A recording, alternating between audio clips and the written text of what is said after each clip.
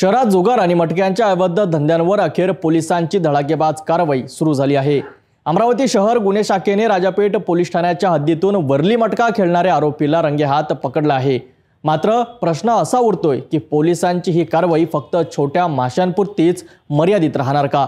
मोठ्या माशांच्या गळ्याला हात कधी घालणार पोलीस? अमरावती शहर गुन्हे शाखेने शुक्रवारी राजापेठ पोलीस ठाण्याच्या हद्दीत धाड टाकून वरली मटक्याचा खेळ खेळणाऱ्या आरोपीला अटक केली।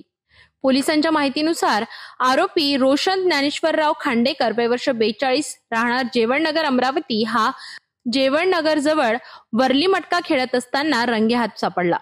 त्याच्याजवळ पोलिसांनी वरली मटक्याच्या चिठ्ठ्या आणि रोख रक्कम मिळून 1810 रुपये असा मुद्देमाल जप्त केला। या प्रकरणी राजापेठ पोलीस ठाण्यात कलम 12A महाराष्ट्र जुगार प्रतिबंधक कायदा अंतर्गत गुन्हा दाखल करण्यात आलाय। सिटी न्यूजने सातत्याने शहरातील अवैध मटका जुगार व्यवसायावर बातम्या दाखविल्यानंतर पोलिसांची यावर हालचाल सुरू झाली आहे।